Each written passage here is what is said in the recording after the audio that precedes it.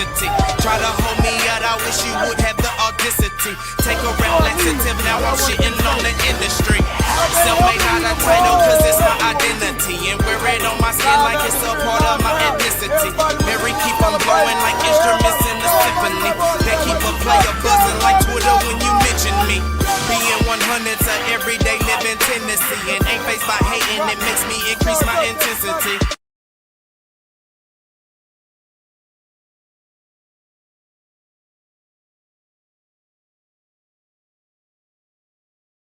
YouTube world, what is good? What it do? What it do? Everybody, what's good, everybody? You know it's the one-man floor styles and flavor of DFW Sports, baby. You're a super fan from the DFW land. You know how I'm rocking. You see the decor in the background.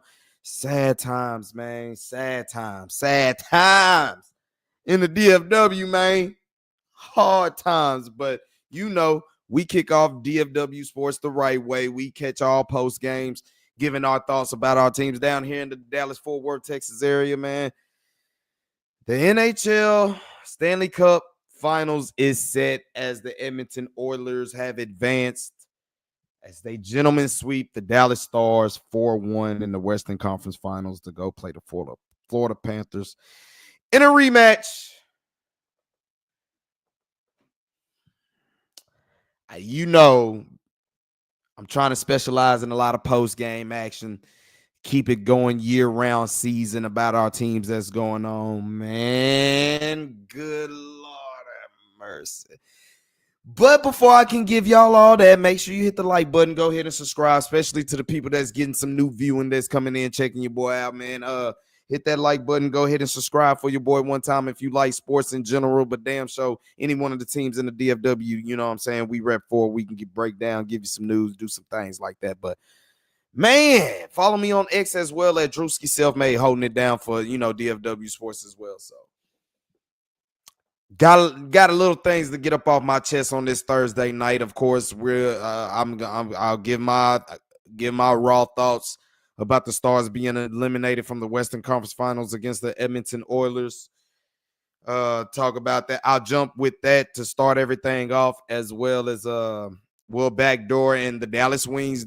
They were in action tonight against the Chicago Sky. You know, Angel Reese wasn't, you know, did her thing, but more than anything, it was a back and forth affair that was going on between them two, but the Wings did end up falling up short. Arike Gumbawale showing that she might just be back. You know what I'm saying? But break down a little bit of that game. I got my thoughts, and just at this point, the state of the Texas Rangers. Just my thought of the state of the Texas Rangers. That's the best way I could put it. Talk a little bit about that. We got Dallas Cowboys OTA news. Micah Parsons, is he is or is he ain't? And, you know, what's going on with a little bit of news that some of the beat writers and everybody who's following the Cowboys got going on. And then we can just jump in and talk about regular sports as it go along. So y'all know what to do, man. Hey, let me take a little sip of some Kool-Aid. Some of that diabetical juice, they call it. Bruh, oh, man. Bro, that hurt. What hurt for the Stars is like, damn, bro, y'all came out and didn't give yourselves a chance. That is the fucked up part.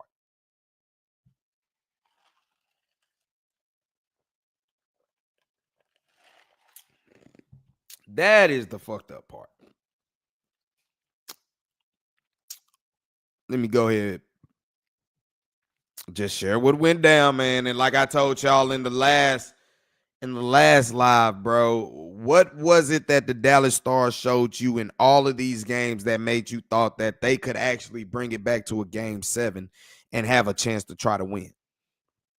There was no time in this series outside of the third period of game 1. There was nothing that showed you that the Stars were ready for this matchup. And I mean, I said in the last live, in the last post game after game 4, I'm just like, bro, Edmonton is just that they're just better than the Stars, bro. That's just what it is. The Stars are not physical enough. Said this, the Stars are just not physical enough. Let's just break down game 5, how it all went down. You got a raucous crowd at the AAC coming out live, and what do early in the game? I believe it was Maverick Bork. I think he ended up he got a slashing penalty.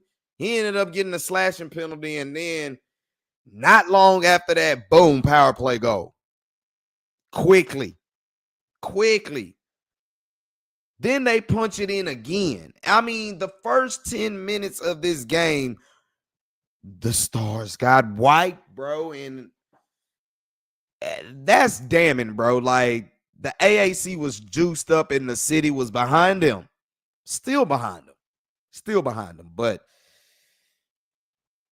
to come out and that was a crazy 10 minutes of the first period of the game. Because not only the power play goals end up getting up on you, you're down 3-0 before 10 minutes of the game. Now Pete DeBoer calls a timeout and he pulls Jake Oettinger out of the net. So now it's like full. People say Pete DeBoer got to do something because the season is on the line, but that was clearly. It's not to say Jake Oettinger was playing bad. It's not to say he was playing bad. It's just, damn. It's just what you got going for you right now. And he pulled him, and that was just the sign of it's basically over. Because to me, you make that move, do you think Jake Oettinger can shake his head back over that? Because, like I said, it's not like he was really playing bad. Last 2 games, it's not like he was really playing bad. The last 2 games, game 4 and game 5, the Stars actually have played better hockey than the first 3 games, outside of that third period in the first game. Those last 2 games, and outside of the first period of this game, game 5, they, hey, bro.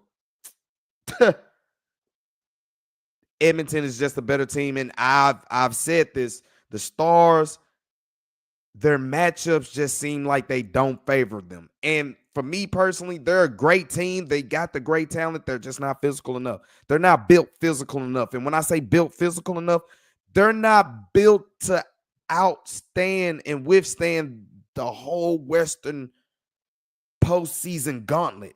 And it shows. These last 3 Western Conference Finals shows you done lost to bigger physical and more depth of, the depth, the physicality that has been the Stars' kryptonite the last 3 years. It started with Vegas and they ended up winning it.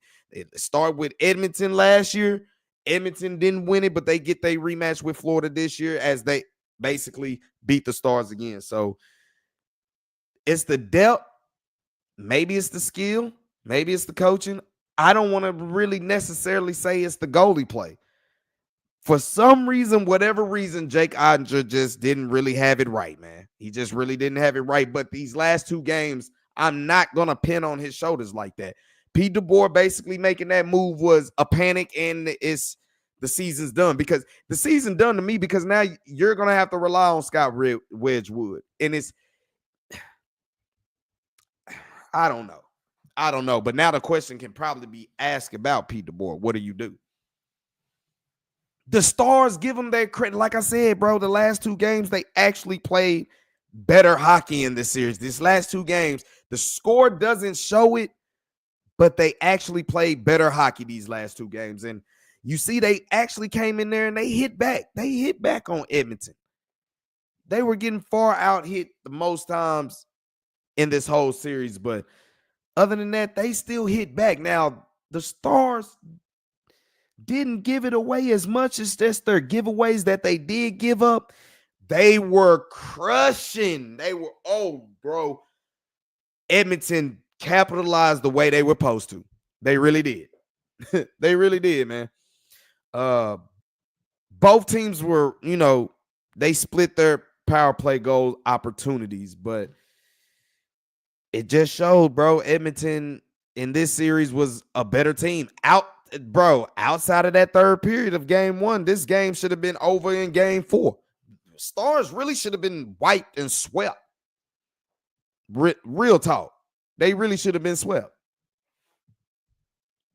But give credit to the fans that was in the American Airlines Center that still tried to stay with them Stars. They still tried to stay with them, and they still cheered their asses off.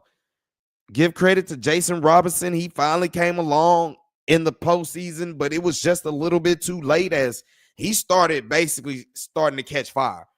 He was on hat trick watch, but he was able to stop a little bit of the bleeding. Stars basically cut the lead 3-1,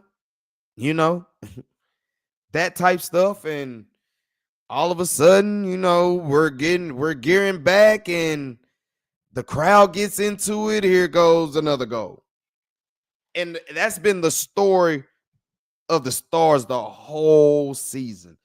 They get momentum, they get a goal, and not even 2.5 minutes, under 3 minutes after they get a goal, they give up a goal. That's been the story of them all season.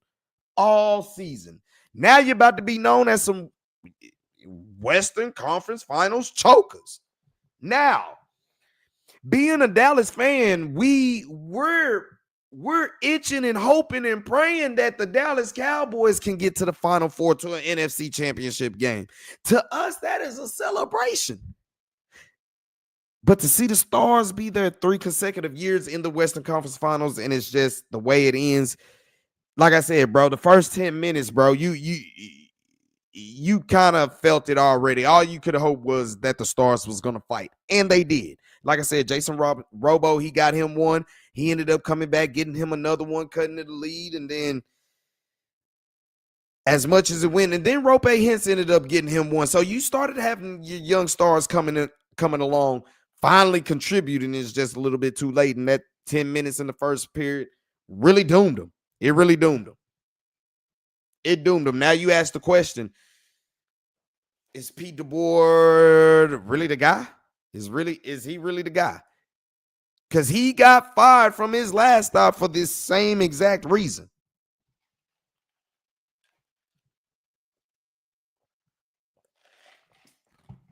For this same exact reason. Him got fired, sir. I see a couple chat bubbles up in here. What's going on? The Florida fan from Australia. What's up, man? How you doing, man? Appreciate you tuning in. Appreciate you. Mr. Cowboy, what's up, my guy? What's up, man? You already know. Appreciate you for tuning in. OTAs kicking in. We're going to talk a little bit about that. Florida Panthers, they are trying to go ahead and go back to back. Utah. But Florida, though. Hey, go ahead and win it for the USA again. That's the best way I can say it. Keep the cup in the USA, man. Even though, you're an Australia fan from, Appreciate you, but hey, man, appreciate you for tuning in. I know, big shout out to them, the Dallas Stars fans that held it down. And, I'm one of them. I've been to a couple of the games, and I've been trying to put on for the Stars. And this is my thing that I have, bro. And this is my theory, what I have that's happening. It's typical for Dallas teams to choke in the moment when it matters the most. But my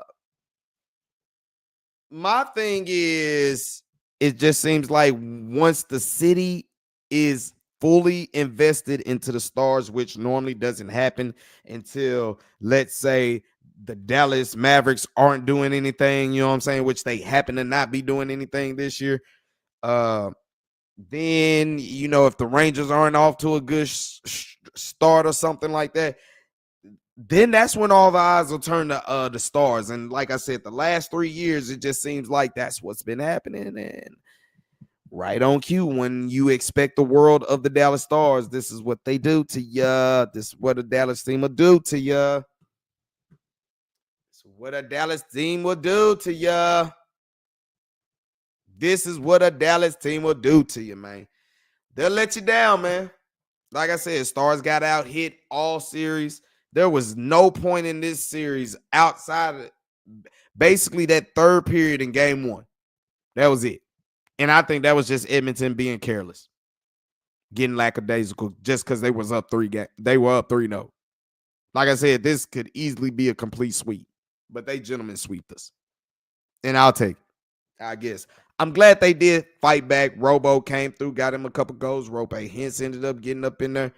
But pulling Jake Onger like that, I'm kind of still sour about, because it wasn't really all his fault. It's been the defense of the Stars. So they got a lot of questions, but my question is, y'all got to get more physical bodies, bro. But somehow still got to maintain y'all speed on the ice. Y'all get beat up way too bad, and it's just the matchups that you get. I think that Colorado series and that Winnipeg, those two matchups right there, that's tough. And then you got to win it all. Now, Edmonton had to go through their stretch too of the Western side too. But as you see, it seems like they're built better for it. I don't think the Stars are built to make it out of that Western Conference gauntlet. And to be honest with you, even if they were to somehow come back in this series and win, I think Florida presented something for them, just because, Florida been there, done that. Florida can play any type of way. They can play fast. They can play physical. And I think that's just going to be something that was going to give the Stars problems, just like Edmonton gave them to. I just think Florida's much more skilled, as you saw Edmonton being much more skilled than the Dallas Stars. So there's no shame. There's no shame. It just sucks, bro. It just sucks because I'm telling you, this series wasn't even close. Series wasn't even close, man, and that hurts. That hurts for a Stars pride. But, third consecutive year you get to the Western Conference Finals, it's hard to bat that. You just 0-3 in your last Western Conference Finals. And, you start to question, have you seen the last of some of these long tenured Stars? Like the captain, my boy Jamie Benn. Is that his last game in the Dallas Stars uniform? It hurts. I had to get my mind right because of that loss, man. It just sucks. It's depressing. It's just depressing that the Stars start to get the support that they get. It just only they get it. I don't want to say they get it at the wrong time. It's just, it makes it feel like bandwagon, and it just seems like it's putting too much pressure on the Stars, but they got to handle it. Y'all want the chip. Y'all got to go get it. We behind it. We behind you to cheer regardless. Stars is Dallas a hockey town? Dallas is a sports town. Amongst all other things, it is a sports town. Is football king? Yes, but it is a sports town. Now, where do we go as the Stars? Like I said, are y'all comfortable with Pete DeBoer making that move with Jake Onger, and then, Jake Onger basically being your franchise goalie here going forward?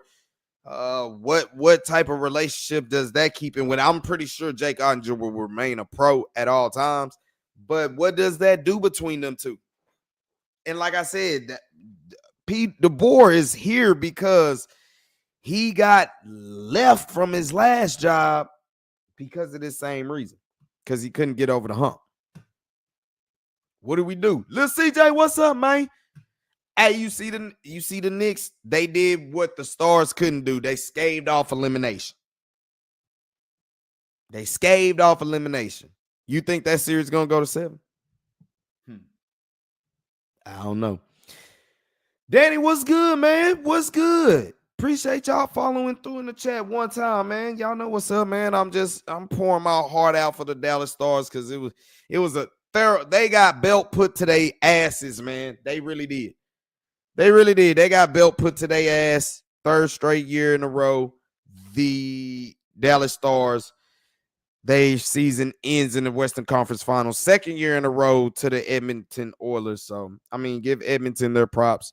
They advance on. They'll play the Florida Panthers. Hopefully, Florida can keep it back in the United States, goes back to back. We'll see how that goes. But, until then, man, I'll just have to, we'll just have to get ready for y'all next October. I mean, not next October, this October coming up, basically, when y'all get ready to kick this off again. Y'all heal up. Jim Neal, let's make the tough decisions that we got to make, man. Like I said, you got to get you some more bigger physical bodies in there. You have to be more of a physical hockey team. Well, it's a lot of sports going on. You have to be more of a physical hockey team if you're trying to get out this gauntlet to at least get to the Stanley Cup Finals and try to have your way. Until then, the Stars will continue to tip the scale. They just won't, turn it over. That's all it is. What you got? Danny? What you got, man? Bless the chat. What's good? Summer 2026. You graduating from Santa Monica.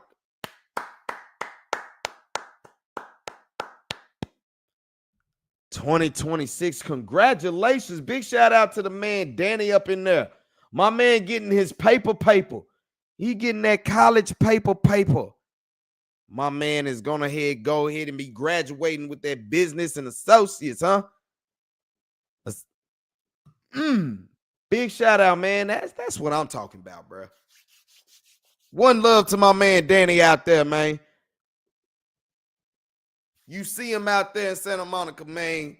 Holla at him. Tell him, look, we all can do something. We all can keep pushing with our lives, for sure. Lil CJ, is y'all cooked? We're more than cooked. We done.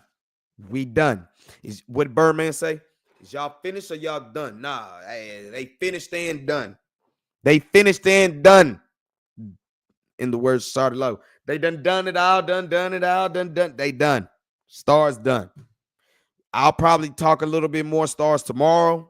Probably a little bit more in the weekend. But then after that, other than if it's moves that's getting made and all this type of stuff, we'll see. But like I said, the Texas Stars, Dallas Stars affiliates, they're in the championship or Western Conference Championship bout, and they're getting ready to play a team in Calgary, I believe. My man Tanner hooks me up with the information for sure. Texas Stars are in the Western Conference Finals against the Abbotsford Canucks, and that's where my man that's where my guy, the Florida Panther fan up in there, came and talked about. He's going for the crux.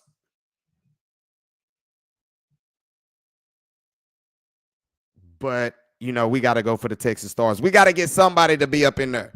So that's what he was end up talking about. So I'm catching on to your lingo.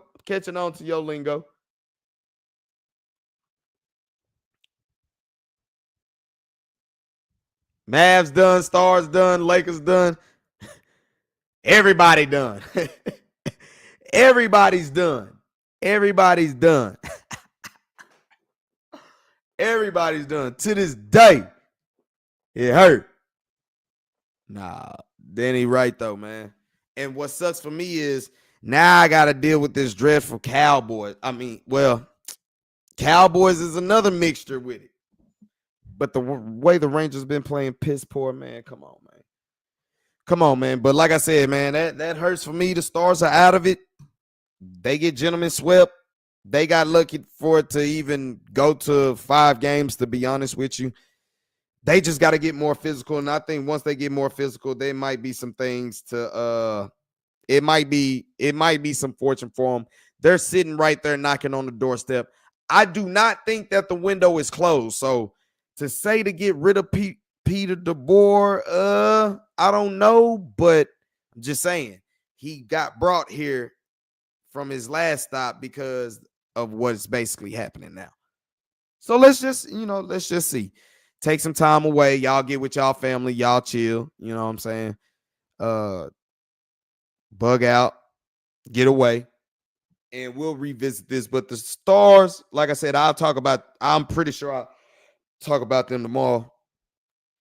The Stars basically, bro, got to get more physical. They got to. We got a lot of articles. Tim Kalishaw, of course, he on it quick.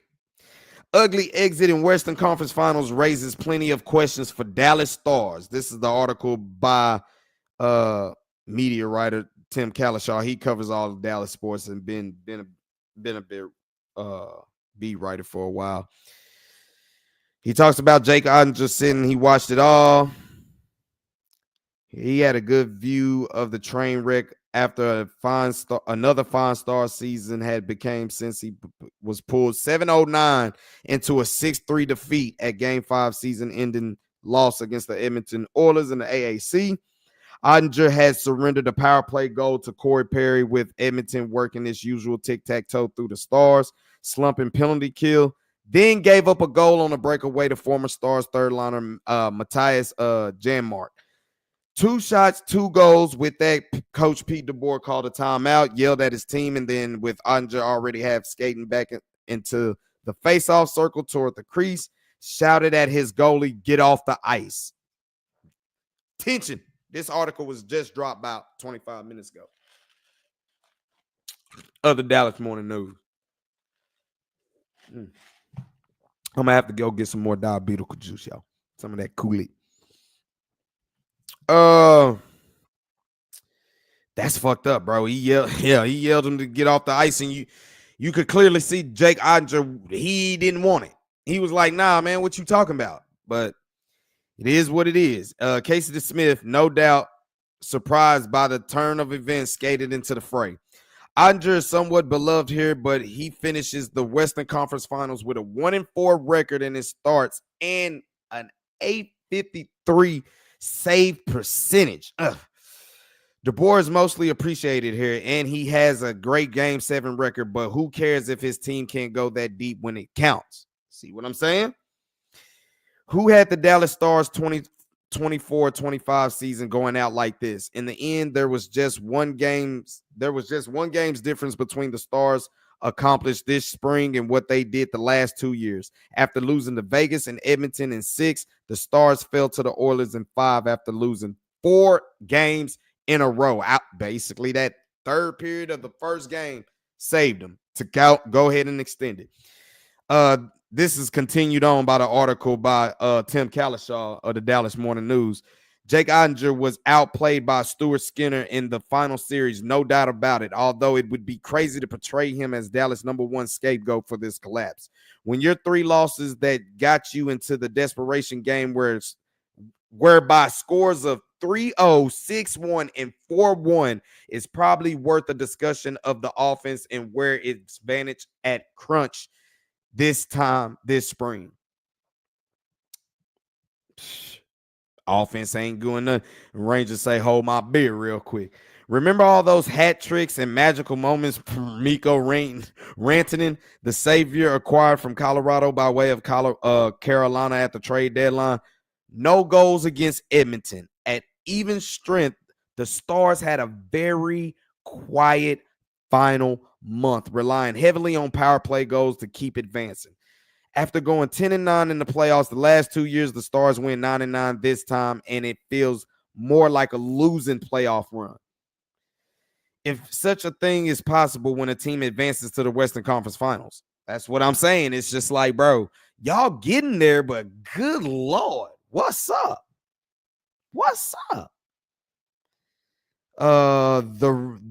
There remains an obvious point of pride eliminating really good teams like Colorado, Winnipeg, the President's Trophy winner, in order to get here. But when you make it this deep of a journey 3 straight years, you feel like you have to crack through and advance soon enough.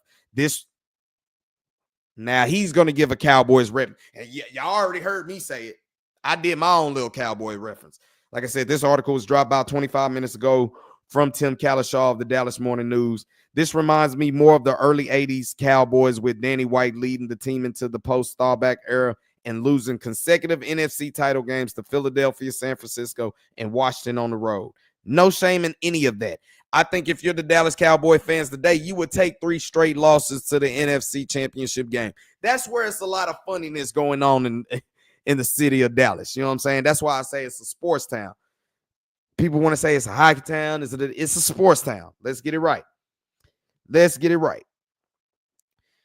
One of those games became legendary in the NFL history due to the other two making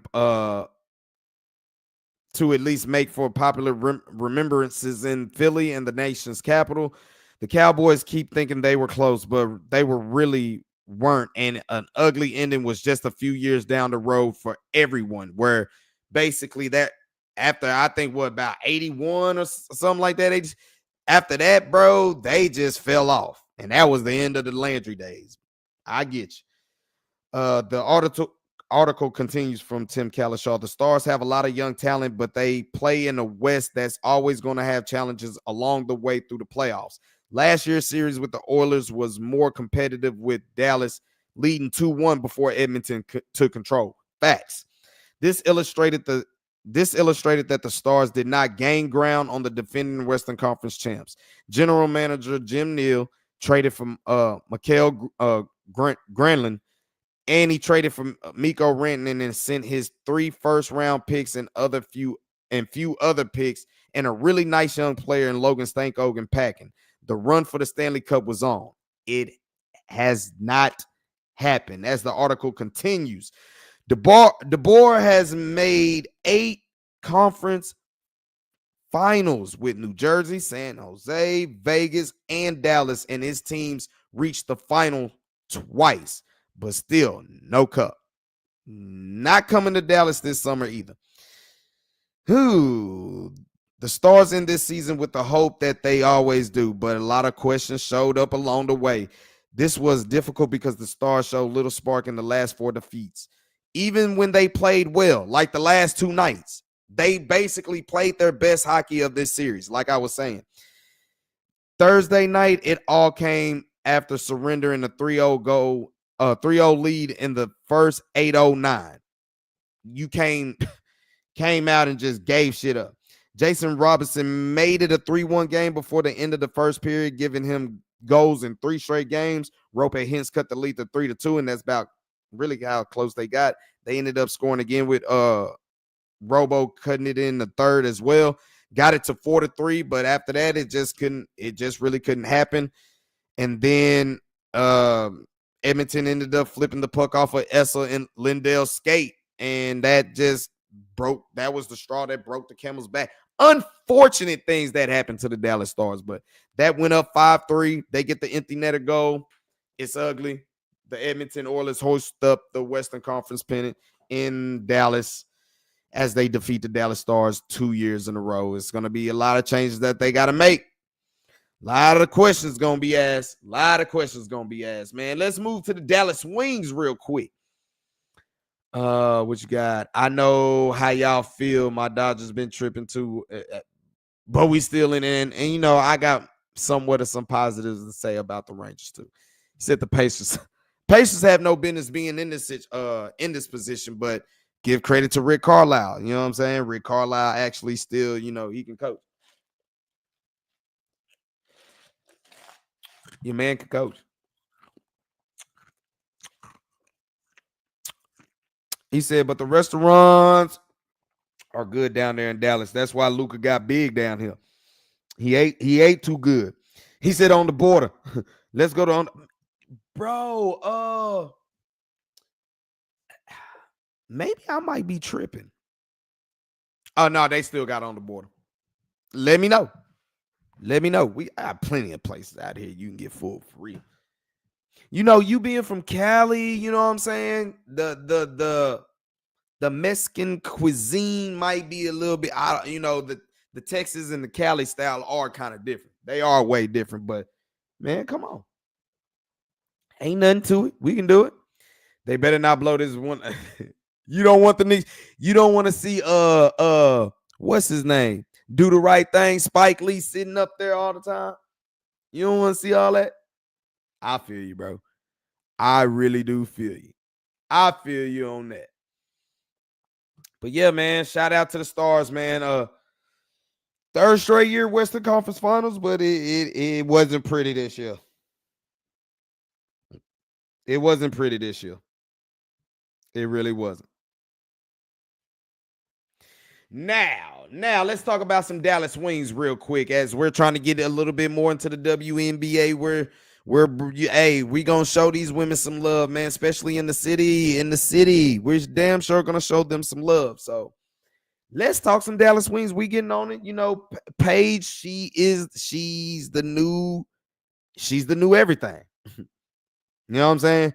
She's the new shiny toy. You want everything, you know, and I don't mean that as in, you know, I just mean she's just the new fresher face that's the expectation is placed upon her with. But the girl can still hoop, but you know where this night belonged to? It belonged to Arike Ogunbowale, even though the Wings did fall short. They fell short to Angels Reese and the Chicago Skyscraper Towers. Sky in a tough game, 97-92, in a game that went back and forth, especially in the middle parts of the game, all the way to the fourth quarter. Really what doomed the Wings this game was the first and the fourth quarter. The start and the finish kind of what really hurt the Wings, but they continued to battle. They battled, they kept going back and forth, and you know, the Sky's trying to get their first victory of the season as well. They're not trying to go out like that. So these are basically two teams that's sitting at the bottom as it start off right now. But the Wings played damn so tough in the second and third quarters. And I mean, Arike Ogunbowale, man, everybody was saying, damn, is she being affected by Paige Beckers being here? She's not like all of a sudden she can't shoot. Oh, she was shooting that bitch today. What you talking about? She shot that bitch today and she got off. She got off today. You know what I'm saying? Wings did shoot 51%. You kind of hate to see them lose like this, but the first quarter and the second and the fourth period, they just didn't start. They didn't close right. Didn't close right. But a lot of people want to say the Wings defense is really their weakness. And to some degree, you can say that, but look at it. Look at this. 10 blocks. You ain't playing defense. Come on now. 10 blocks, that's some type of defense. That's some type of defense right there. 10 blocks. Come on now. They didn't get too much out rebounded. As you see, they just didn't hit from 3-point like they normally have, but they took their high percentage shots. People got involved. But at the same time, the turnovers is what's killing them. But I mean, like I said, Arike Ogunbowale, a lot of people said she was affected by, and I think she really was. Affected by, you know, Paige Beckers coming in here, doing her thing from the start. But she showed tonight, she that one. 14 of 25, 6 of 12 from the 3-point line. Bruh, the Wings only hit 8 threes. She hit 6 of them. She hit 37 and 7 assists. Paige, as I see, she's going to be that type of player that can average about 18 and 11 points if she wants to. She's going to be like an 18 and 9 type chick. 18, 9, and 5 type chick. Can get you some rebounds, get you the assists, get you some points. She didn't need to feel the need to score because Arike had that on lock today. And like I said, Miss Dejanay Carrington, I like the addition of her. She shows she can contribute at will. Facts. She can contribute at will, and that's what we like. Haley Van Leaf, you know I had to pay attention to this game.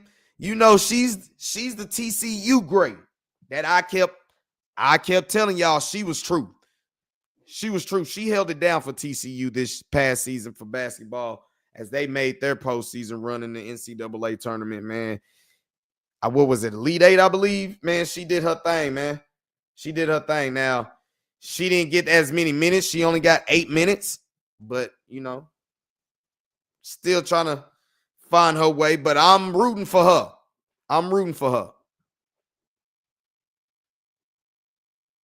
I'm really rooting for her, so I'm keeping a watch on her.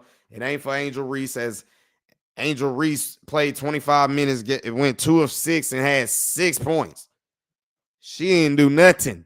I'm not bashing her, and I'm not bashing her. I'm just, she's on the opposite team.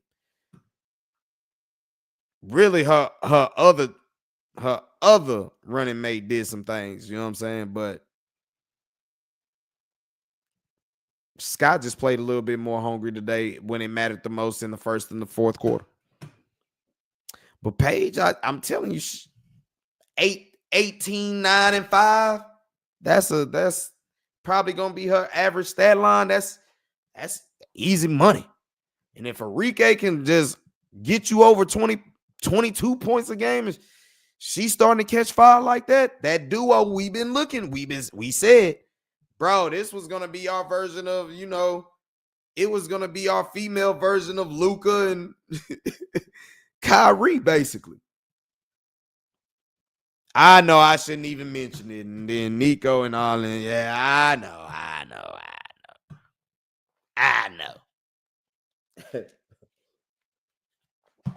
I know, my guy. I know. Eesh. That shit sucked. Knicks will win the series. Man, I'm a fan of JB, but like I said, I fucks with Rick Carlisle too. I don't have a dog in the fight. He just don't want to see Spike Lee big head ass on the side, court side. I feel you on that. Little CJ said Page for MVP. Dog, Shawty can hoop. Shawty can really hoop. And she got her chance, and all the other women got a chance to they got their chance to basically catch ground. They got their chance to catch ground, and while Caitlin Clark is out, they got their chance to try to catch the ground. So y'all gotta do something. Make it happen. And you better do it quick. Wings, they're in a tough little spot. What the AP put out. AP put out just basically everything what I just recapped. Enrique Gumbawale putting up 37 points. Like I said, it's good to see her have a night like that. Real good to see her have a night like that.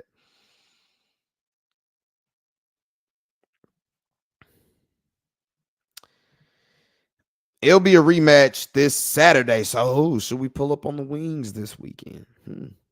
As Angel Reese will be in town.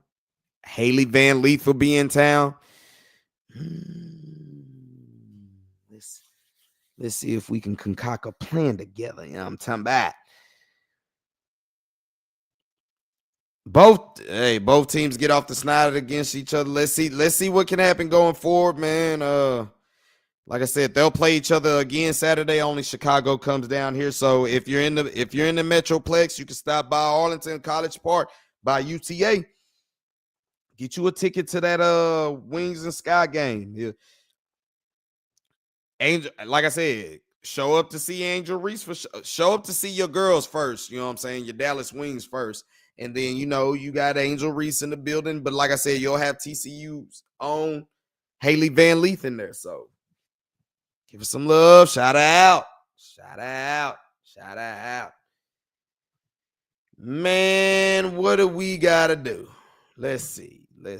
I really, really want to get some more Kool-Aid real quick. I should be drinking some water.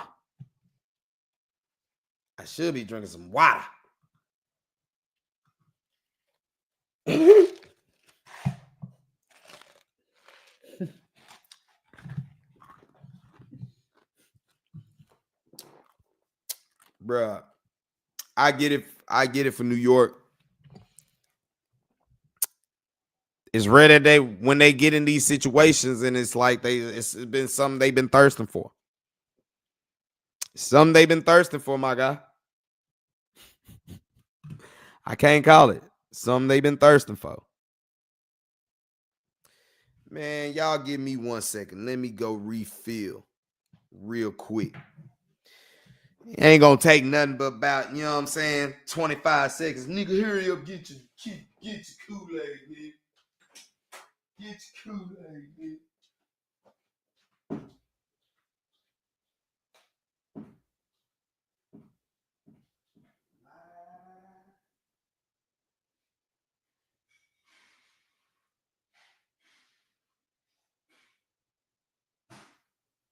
Motherfucking stars over 3 straight years.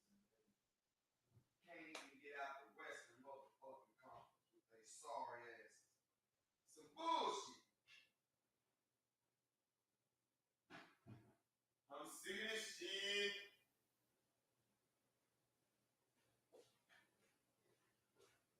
Y'all get y'all bitch asses to the Western Conference Finals 3 straight years, and you bitch ass nigga get whooped every time.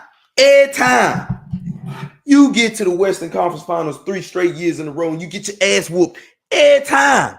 I'm sick of this shit. The fuck, man? About to hit that hustle and flow on them boy. I man. Say, man.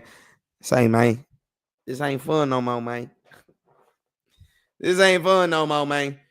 What's the next topic that we got? Oh, Lord, it gets worse. Oh, Lord. Oh, Lord.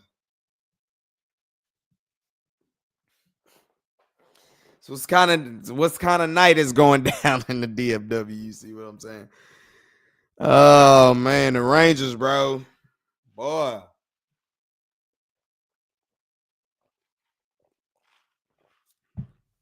I told y'all earlier before they had fired their offensive coordinator that they was in trouble. Yeah. Newsflash: the Rangers in trouble. They still in trouble, bro. You know what? Before I just try to be negative, let me be positive on one instant. The Rangers, their pitching staff, especially their starting pitching rotation, by far about top 3 best in the league, bro. Easily about top 3 best in the league. Yeah. And if you've been a Texas Ranger fan for a while, Rangers had never had a problem with hitting. Never. Pitching was always their problem. Not only do you get a new stadium with it roofed and air, I'm telling you, at the rate y'all going, y'all be playing outside at Choctaw. Fucking with me, y'all be outside. It's about to start getting humid and hot out there. Your ass gonna be outside. Fuck you talking about? Nah, that AC is for winners, man. It's for winners. And right now, y'all ain't no winners. Y'all ain't no winners. What that boy, damn, what's his name? Mike Singletary. I want winners. That's what I want. I want winners. Why can't I get winners? Man, that Kool-Aid hitting, that grape Kool-Aid on the boy. I'm depressed, man. I'm not miserable. I'm upset. There we go. I ain't miserable. I'm just a little upset.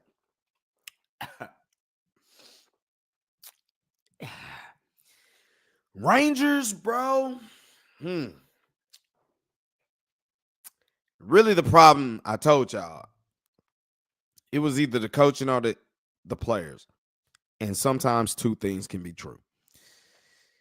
You see it's on the players. It's on the lineup. Now, a lot of people want to pick out Marcus Semien and Adolis Garcia just due to the fact that they have the lowest batting percentages right now. Like I said, as far as Adolis, he still has the most RBIs on the team. So, for what it's worth, and his defense has been stellar in the outfield. For what it's worth. But I get it. Simeon is god awful. You know what I'm saying? Ain't nothing too much that can be done. You thought Corey Seager coming back with a help, but he went over. He went over.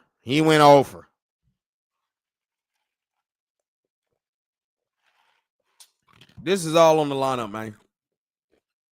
And I mean, you got a couple weeks before you have to make that decision that you're going to be sellers. Me personally, I start selling. Your mind need to already be made up. Your ass probably need to start selling.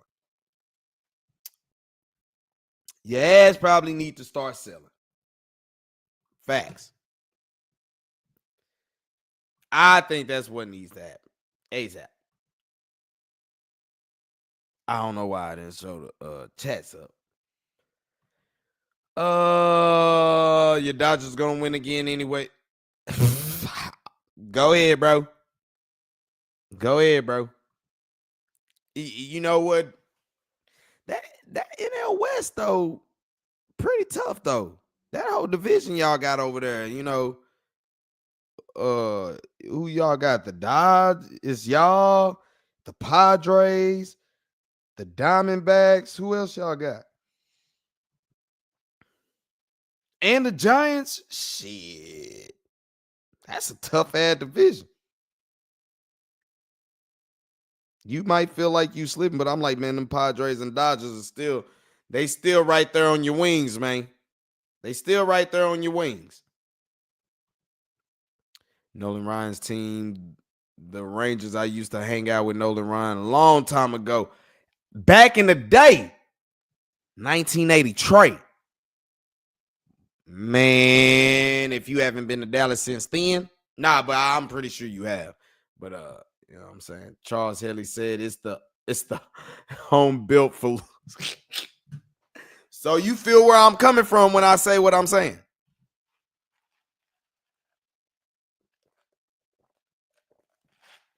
You feel exactly where I'm coming from when I'm saying what I'm saying. It's tough. It's as hell. I ain't gonna lie, bro. Bro, like I said, I'm looking at that. I'm like, damn, bro. Damn near all y'all but the Colorado Rockies got about 30 victories in that boy.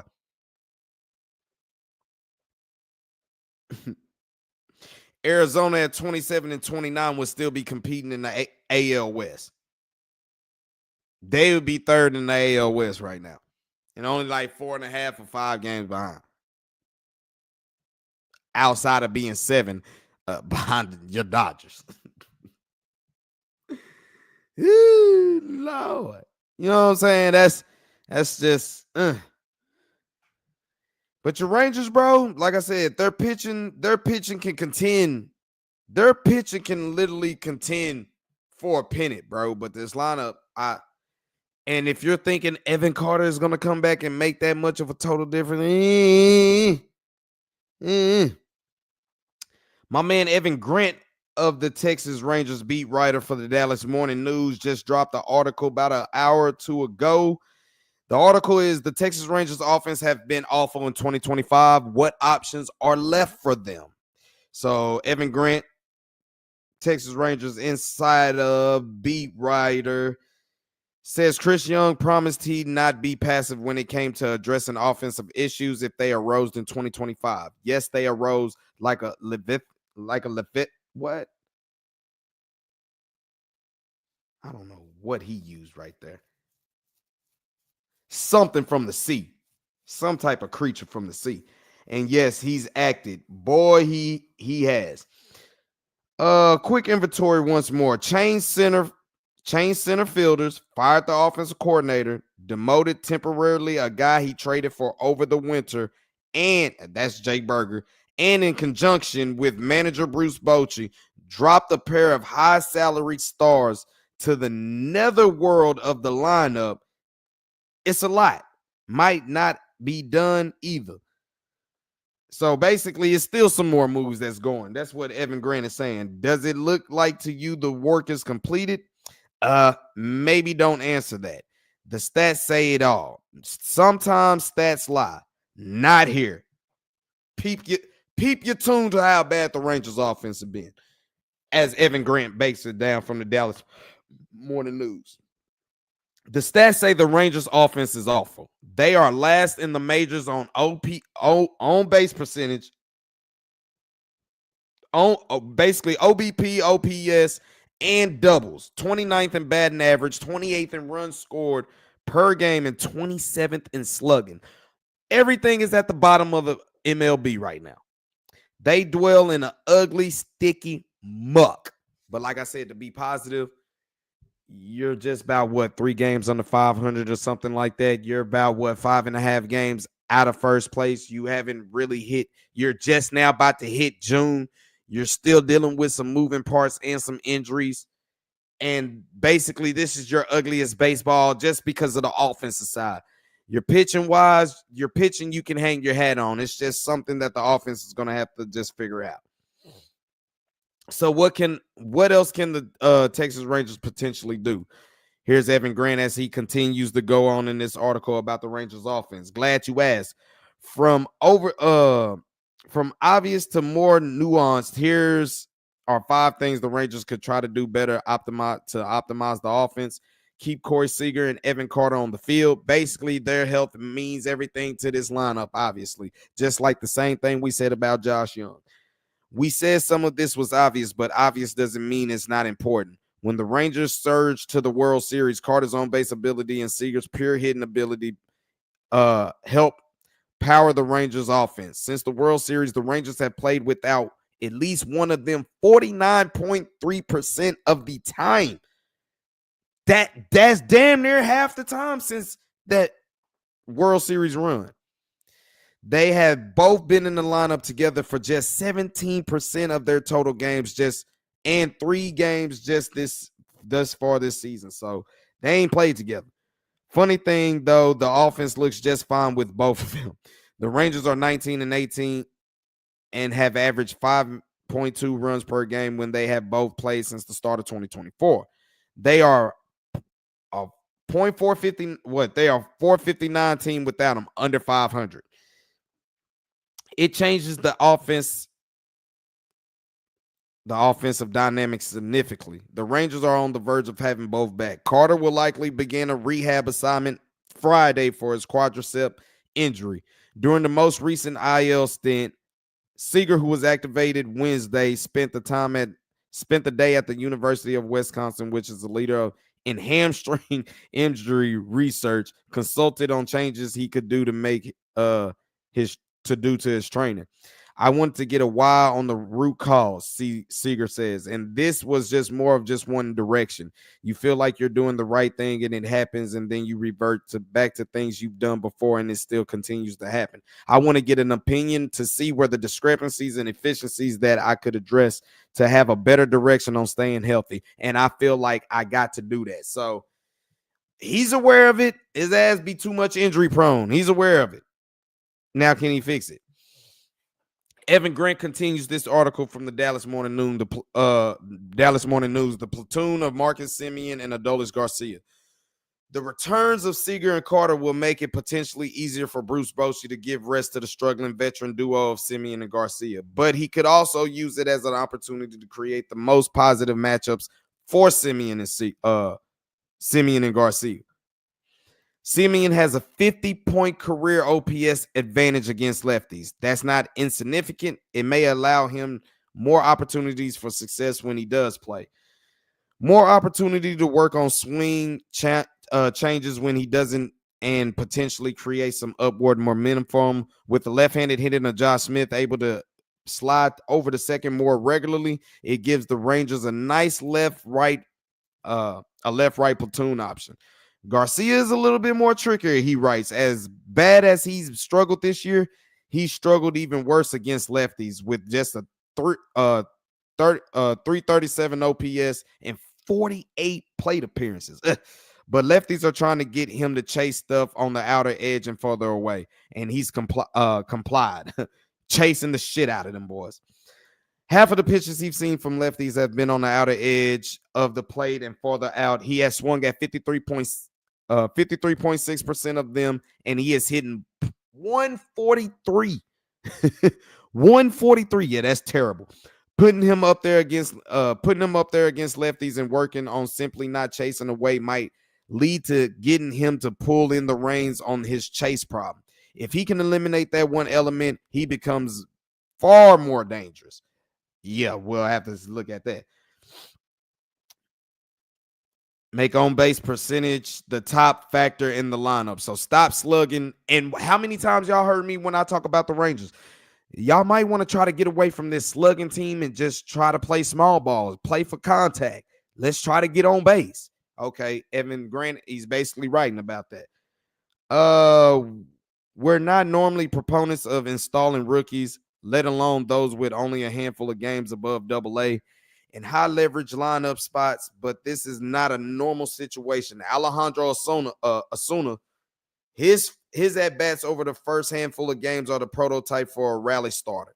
And the top two spots have been the least effective for multi-talented, versatile Josh Smith, the current leadoff choice. He's compiled a 646 OPS and number one spot over the last 2 years. So you're trying to find something that can help you with that top of the lineup, especially leading off. So this is what Evan Grant keeps going to. And like I said, here's the beat writer, Evan Grant, say, play small ball earlier.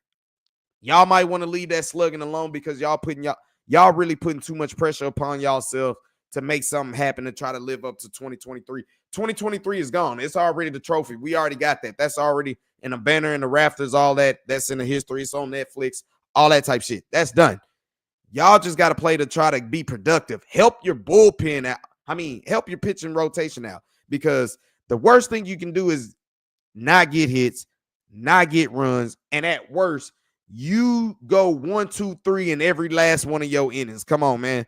And your pitchers can't get no rest. That's how you start having your pitchers breaking down. And that's the last thing the Texas Rangers need is pitchers to start wearing down, because you saw what happened with Nathan Eovaldi. And they say it's nothing serious. You know, they did the reviews on it, but, you know,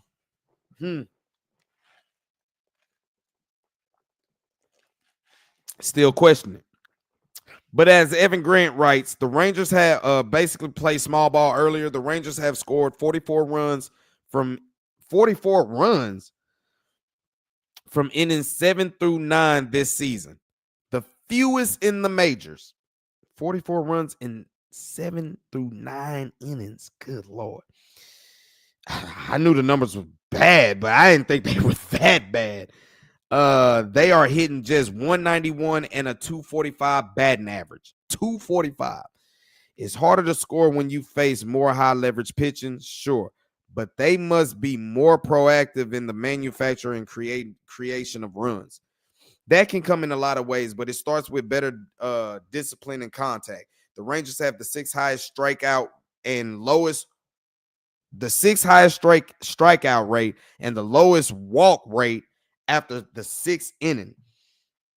It may mean considering the sixth, and in some cases, even the fifth, as late game situations in which they are willing to force their way on, move runners, and employ bench pieces with speed. That said, they've not used the bunt or sack fly much, with only 16 sack bunts / flyouts.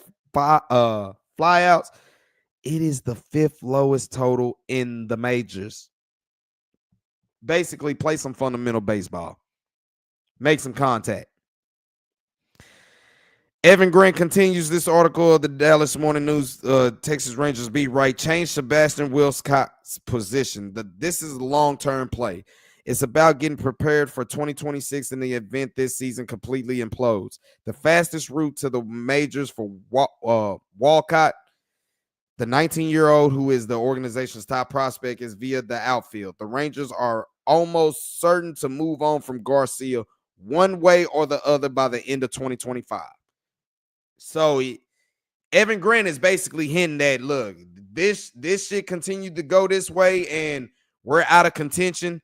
You start selling, and it's probably look to go with a youth movement. Let's go ahead and bring in, let's see what Alejandro Osuna can do, depending on what Evan Carter, if he can stay healthy or whatever. But the writing's on the wall for Adolis, and he's going to keep pressing. He's going to keep pressing, and I think he's going to keep chasing, and he's going to chase himself right up out of here.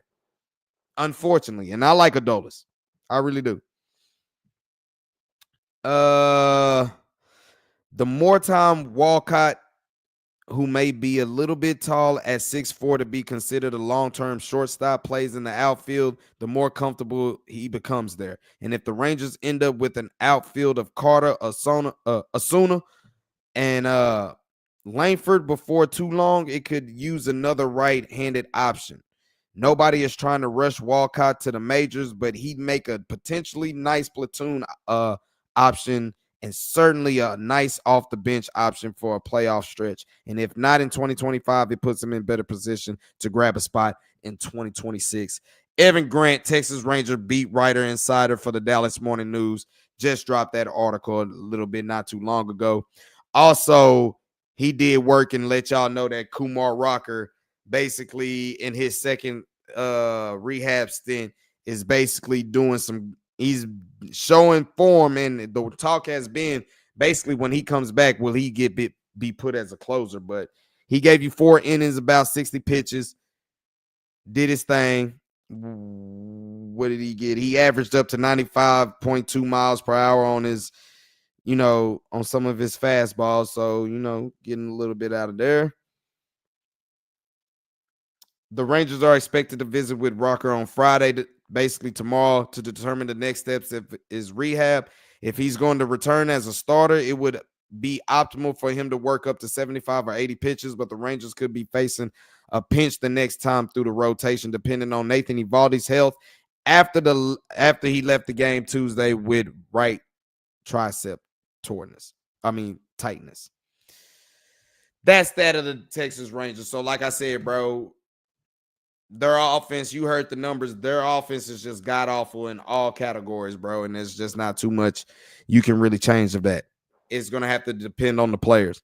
And until the players can get their head off they shoulders, then you'll see where the rest of this is going to go. So they'll be in action tomorrow against the St. Louis Cardinals in the 3-game series this weekend as they host, finish off the 6-game homestand. They finally got a day off. They might just be able to, and like I said, maybe one thing that could happen for the Rangers is they just got through playing 38 games in 36 days. That is a lot. That is a lot of baseball. 38 games and only 2 days rest, that's a lot. And the number might be wrong. It might be something different than that, but that is a lot. So now they're starting to get back to regular baseball scheduling as they had today off. They'll get this series going on. They'll have the next Thursday off.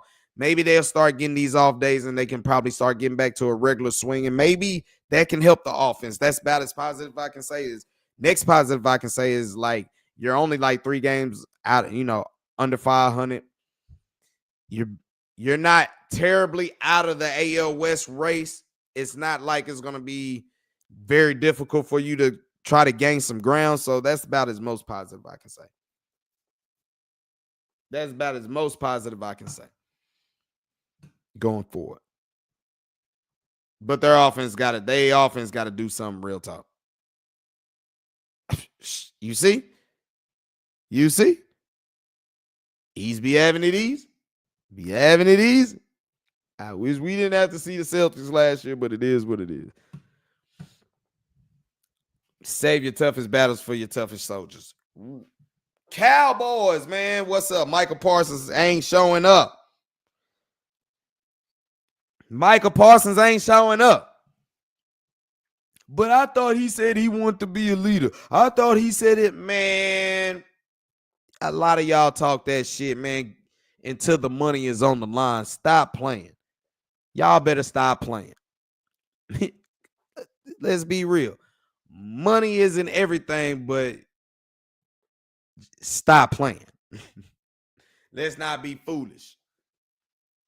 For y'all to sit up there, did y'all see what happened to Sam Williams last year? Did he not get hurt like the second day before going or the day before going in the pads? Did he not get hurt? Lose his season? Okay.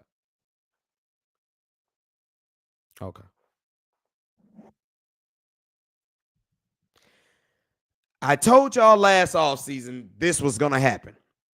I don't know why, but this makes for good training camp noise when a Dallas Cowboy player holds out.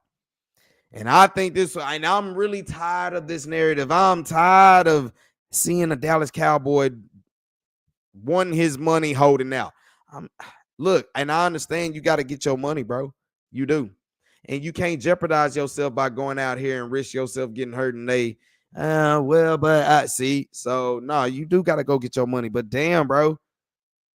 Zeke had held out at once. Zach Martin had held out. Dak was the only one who really didn't. Well, he didn't hold out. He kept playing.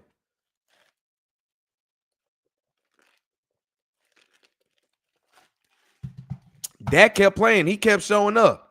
But he ain't a leader, though. Micah Parsons, you want to be a leader? Show up then. Forget about the money. You don't want to show up. He ain't a leader.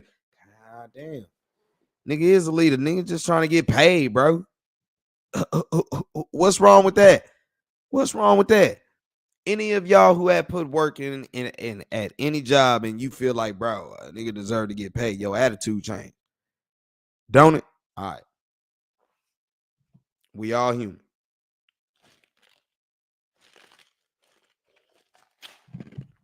We all human, my guy.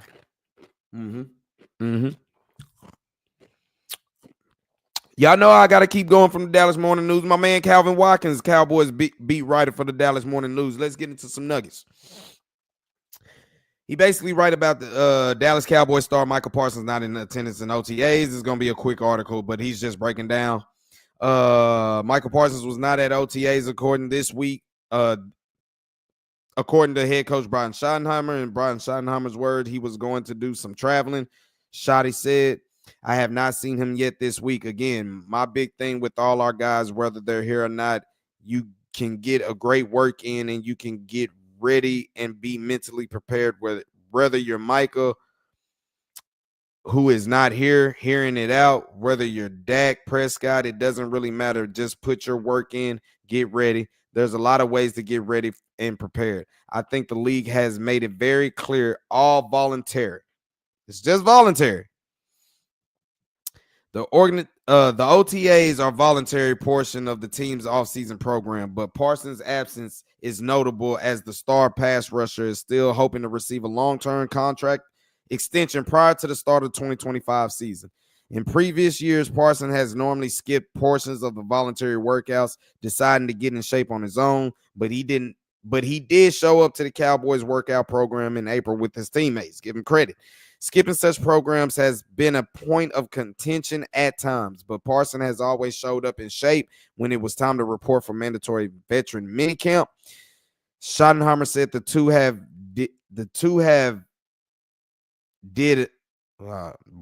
Schottenheimer said the two did have lunch together last week. Schottenheimer also ran into Parsons at the airport.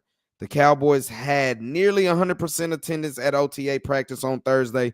Several players such as DeMarion Overshown, Siobhan Revel, Donovan Wilson, and Sam Williams were getting rehab work. Trayvon Diggs, who is also rehabilitating from his knee surgery, wasn't in attendance on Thursday. Last year, receiver CeeDee Lamb didn't attend voluntary workouts, opting to participate in mandatory minicamp as he was awaited a contract extension. In the past, the Cowboys have had at least 90% of attendance in their offseason workouts. The Cowboys will have their next OTA session next week, followed by the mandatory minicamp June 10th through the 12th. Parsons has attended mandatory practice sessions in the past. It's uncertain if that will be the case, considering he's looking for a contract extension. He could attend the practice sessions and not participate to avoid the fine. So how do y'all feel about that if he show up but he don't participate?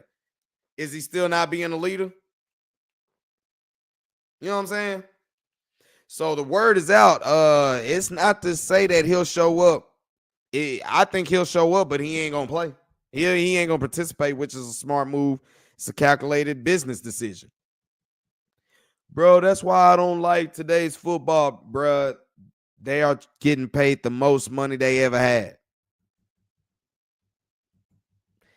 if they gon' run you through the mud anyway, in the words of Cat Williams, you might as well milk them motherfuckers for everything. Everything. And Micah Parsons has deserved it, bro. I mean, his first years here, he done got all these sacks, bro. Nah. Pay him his money. Y'all made all this, y'all let go of some folk. Y'all got money under the cap. We know this.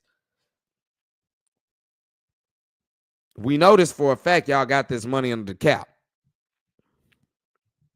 We know it. Y'all need to see what's up. Demarion Overshown update. Calvin Watkins writes that Demarion Overshown is ahead of schedule in rehab from his knee injury, as Calvin Watkins wrote this about around 5 o'clock today. Demarion Overshown said he's ahead of schedule in his rehab from a serious knee injury where surgeons repaired 3 ligaments in his right knee. Ugh, Lord, have mercy. His second consecutive year, Overshown spent time in the offseason doing rehab work, but usual, the Cowboys linebacker, a third-round pick from Texas, is optimistic about his return. I can do anything and everything, Overshown said Thursday, but Britt Brown, the director of rehabilitation, dials it down for him. Don't get too excited, youngster. I started doing a little light jog this week, so that's a plus. I'm shuffling, backpedaling, doing all the small things at the beginning of the rehab stages. I'm building into it. I can do just about everything. So his mind state is positive on his knee right now. Of course, in 2023, he tore his ACL in his left knee during a preseason game that he missed the whole year for. He returned in 2024, playing in 13 games before suffering an injury late in the game against the Bengals. Tore his ACL, MCL, and PCL in his right knee. It was a devastating injury for Overshown, who was the Cowboys' second leading tackle at the time of the injury. Overshown said his goal is to return Thanksgiving Day against Kansas City on November 27th. That's week 13 of the season. Thanksgiving game where everybody loves it. It's definitely realistic, he said. I'm pretty sure that that game is week 13. Oh, come on now. Basically, it was his number until he got number 0 now. It's hard to speak on. I'm thinking doing it the smart way, maybe starting training camp on PUP. Maybe not. I'm feeling great. I'm going to let Britt, the Magic Man, do the work. I'm just going to come up here and grind like I'm playing tomorrow. So best believe I'm working as if I'm suiting up tomorrow. As the article continues to write for Calvin Watkins, in 2 seasons, Overshown has played just 13 of 34 games due to health issues. As he enters year 3, most likely missing at least the first 2 months of the NFL season. Why his talent is in question, his health is. Every opportunity you get to play on the field, I show people what I can do. If that's still a question to some people, then I just say turn on the tape, he said. Of course, I want to play a fully healthy year. I want to be healthy, and that's what's best for my team, and I know what's best for my career. Calvin Watkins writes about the rehabilitation of Demarion Overshown, as his mind is in the right spot. I'm glad to see his spirit in the right spot. Nothing not holding them down, but you still got a couple guys that you're coming out the tub with.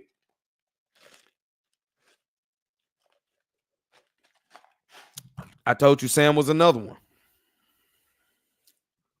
Calvin Watkins also got another article on last year's top pick and Tyler Guyton about Cowboys Tyler Guyton didn't like his 2024 and is on a mission to become better this year.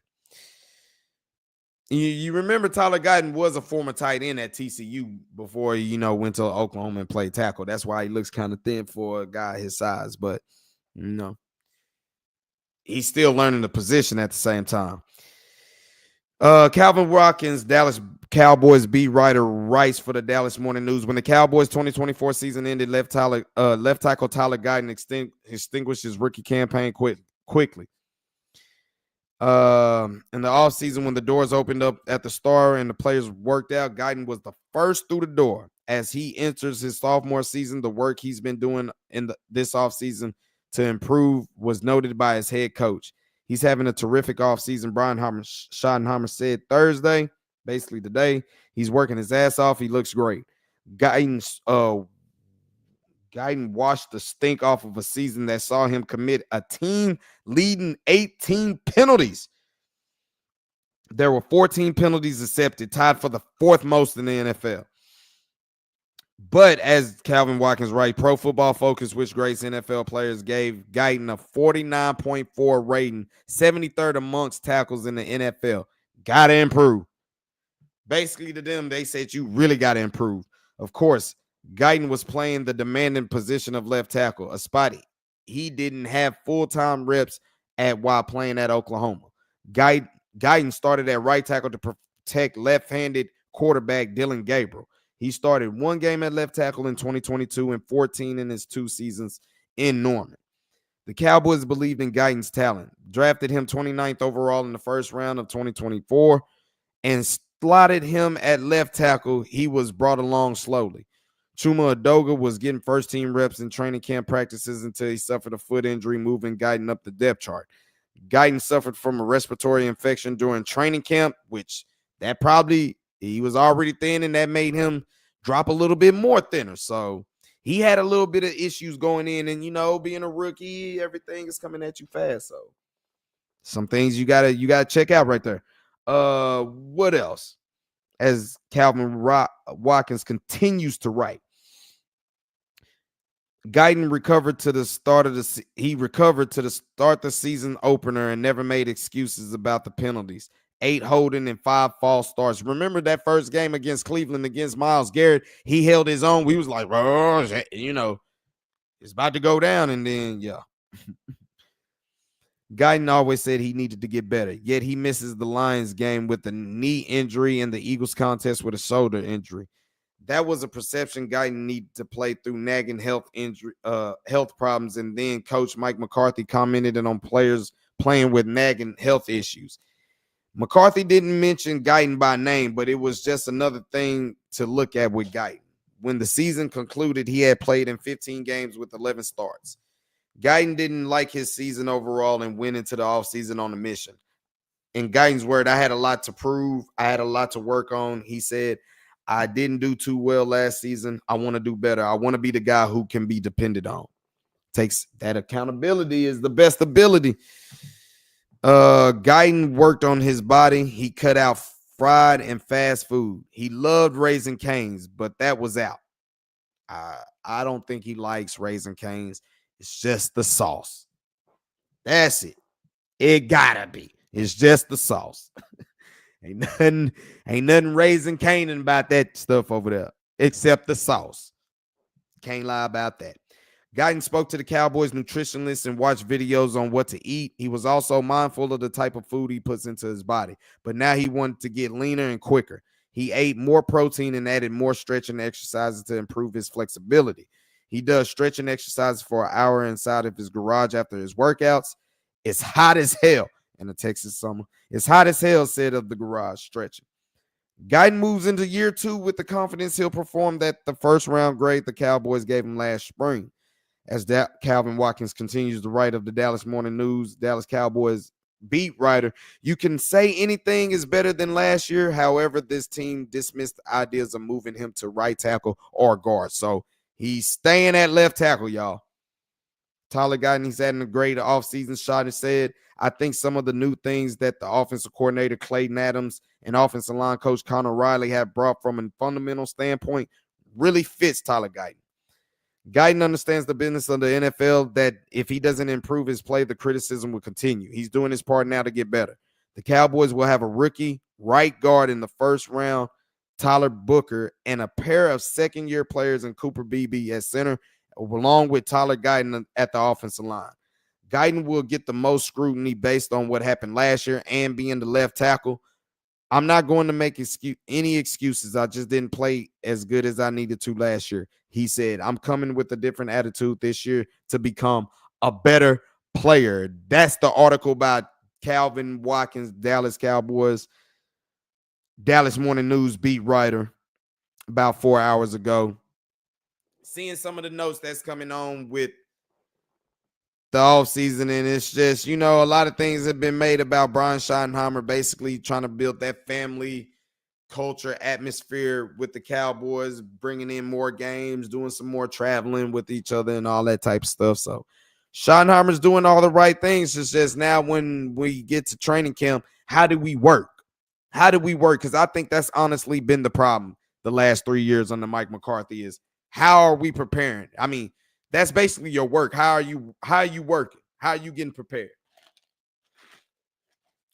And I just think they were too carefree, country clubbish. To me, it was almost the arrogance of we done won 12 games 3 straight years.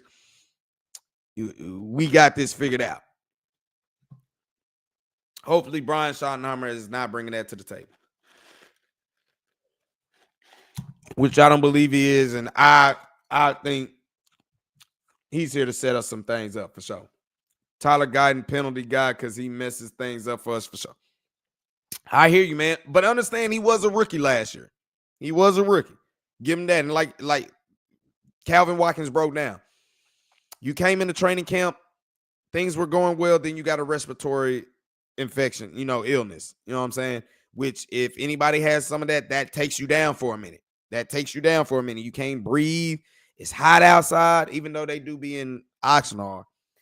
And they being indoors in Frisco, that can take a toll on you. But he's saying he done changed his diet for a young guy at his age already want to take it serious like that. I salute him like that. I really do. Brian Schottenheimer said he will play physical because we want to play hard, and it's all like that Marty ball. Rest in peace to Martin Schottenheimer. But I can see all the traits. And if people want to think that Brian Schottenheimer really don't know no offense, but I'm like, bro, y'all fail to realize he was a quarterback for Steve Spurrier, right? Now, for what that is, he played ball and he's seen what a spread offense. I think he has some concepts in those for real. I really think he does. Damn, I'm still disappointed about these ragged ass stars, man.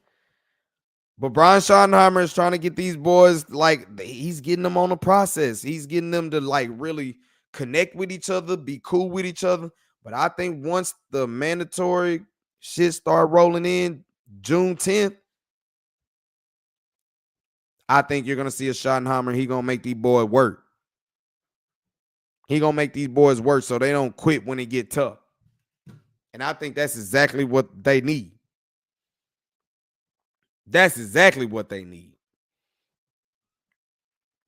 Go to training camp, bro. If it's free, go. If it's a free event, I would go. Why not? As much as they disappoint us, bro, we're fans for a reason. You know what I'm saying? So, I would go. Especially if it's FREE, that spells free. I would go. That's what I would do. So, my advice to you, Danny, just that just be my answer.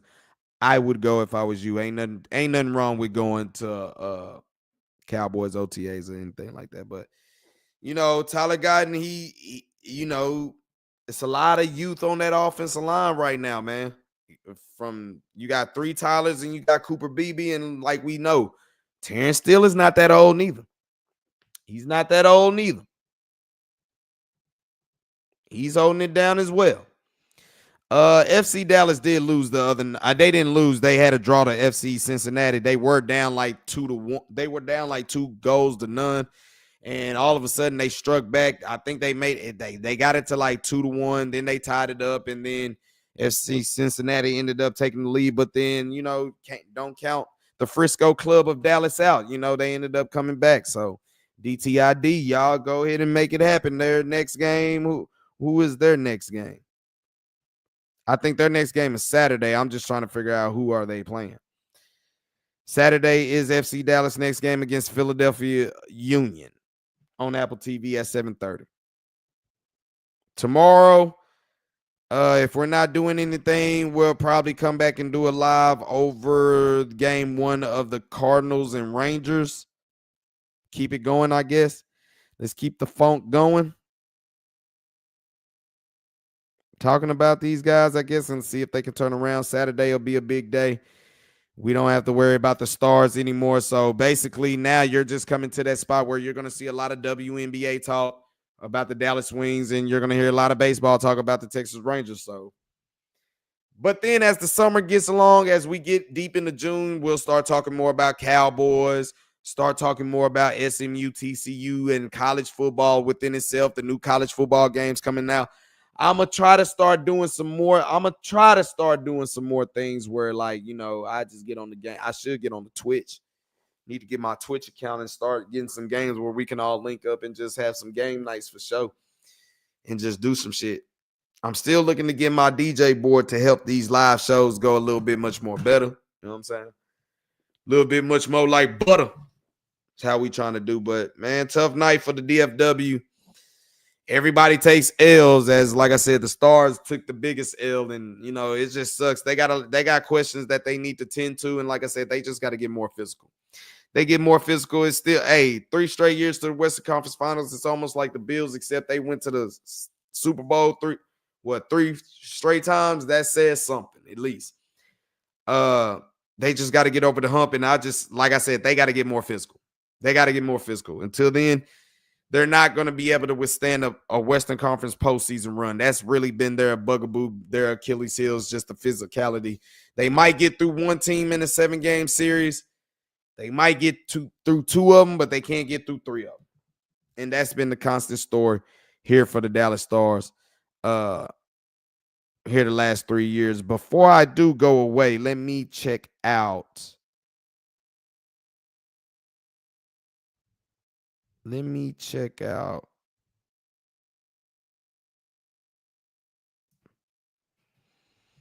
Ooh, you be having these motherfuckers troll, boy. I gotta learn. I can't always fire back.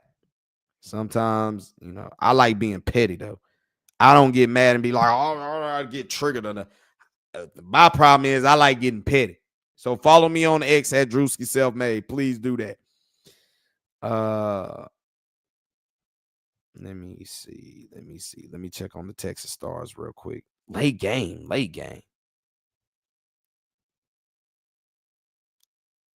Oh no.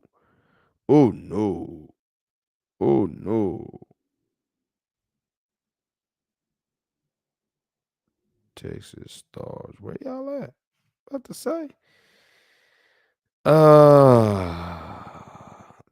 Bro, they just now. Come on. So it's tied after 2.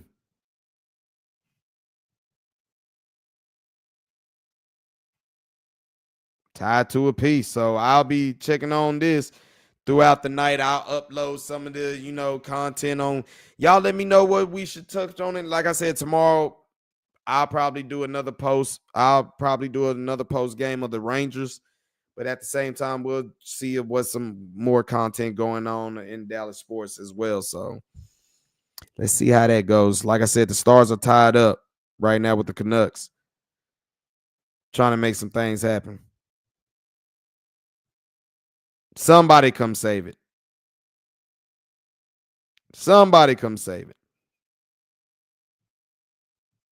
The guys were going crazy. I'm just looking to see what's on the Twitter line. Yeah, that's about it. Let me see what I got in the bookmarks real quick that I want to share with y'all. Basically, the Stars game, he said the Stars game, this is how it went. They took a high sticking penalty 2 minutes into the game from Maverick Bork. They allowed a goal on the first shot. Then they allowed another goal on the second shot. They pulled their franchise goalie before he made a save. And then another goal came in. And then the Avalanche just kept kicking in. Yeah. Yeah, it's a brutal night. Brutal night. Tommy Yurish did say about today's Cowboys OTAs that Deron Bland spent a majority of the time in the slot during 11-on-11 and 7-on-7 periods. When he lined up outside, Keeman Hall and Wanye Thomas saw reps there. He said rookie linebacker Shamar. This is Tommy Yarish. Y'all follow him on X at Tommy_Yarish. He said rookie linebacker Shamar James was absent from practice along with Micah Parsons. Kier Elam had good pass breakups against Dak Prescott. He did note that there was a heavy rotation across the board with the first team's defensive tackles and edges, Dante Fowler, Marshawn Nealon, and Peyton Turner, and Donovan and Ezekiel. I got to get with my man Mikey Two Guns to figure out his last name for sure. Oh, I'm pretty sure I had some more things going on in there, but it's already 11:30.